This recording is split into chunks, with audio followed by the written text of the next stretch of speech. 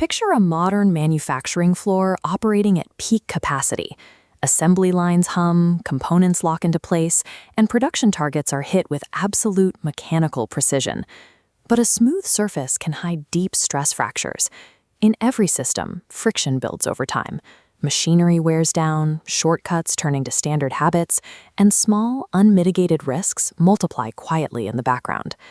Business continuity management exists to solve a specific problem, keeping an organization running through any possible disruption. Yet a company cannot mount a defense against threats it refuses to see. If leadership is entirely blind to the vulnerabilities ticking within their own walls, long-term survival is left completely to chance. These hidden threats rarely announce themselves. They look like a deteriorating electrical cord tucked behind a server rack, or a safety protocol that hasn't been updated since the equipment was installed 10 years ago. Operating under the assumption that a workspace is secure simply because nothing has broken yet creates a dangerous blind spot for management. To bridge the gap between assuming an environment is safe and actually verifying it, organizations deploy a safety audit. This is a specialized, independent examination of procedures, equipment, and working conditions. Think of it as an early warning radar system. By proactively detecting hazards, the audit protects the people on the floor and ensures the business itself stays alive. A thorough investigation begins long before an auditor ever steps onto the factory floor. The first step is rigorous planning and scoping. This diagram outlines 3 diagnostic layers.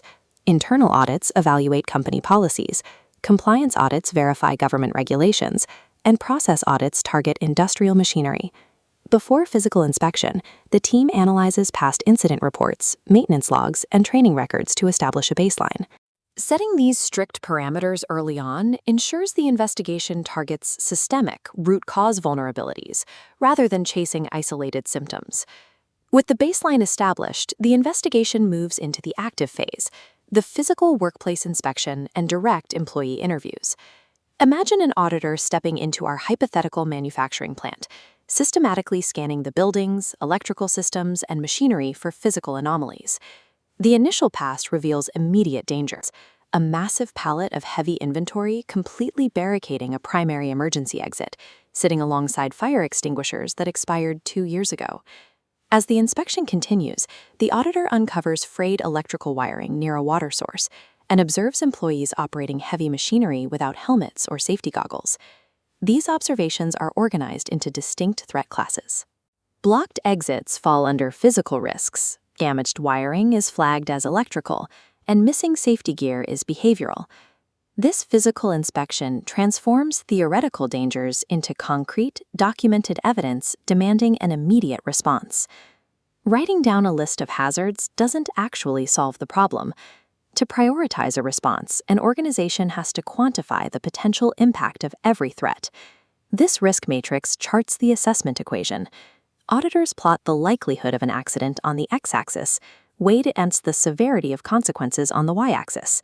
A high-risk plot populates the final audit report, issuing a strict mandate for corrective intervention.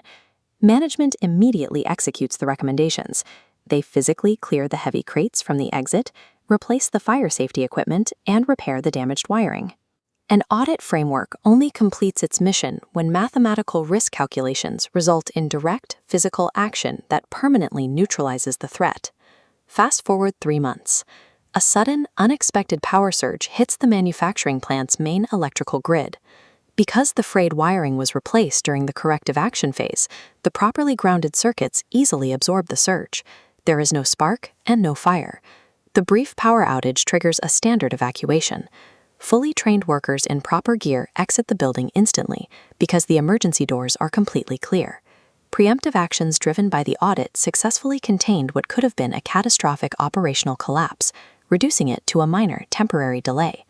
Executing these audits often faces institutional friction. Companies cite tight budgets, strict time limitations, and a general resistance to changing the way things have always been done. Those temporary administrative hurdles pale in comparison to the permanent operational benefits: ensuring strict legal compliance, dropping insurance liabilities, and actively protecting high-value physical assets. The safety audit serves as the foundational tool that forces an organization to confront its weaknesses, taking a reactive operation and building it into a proactively resilient business.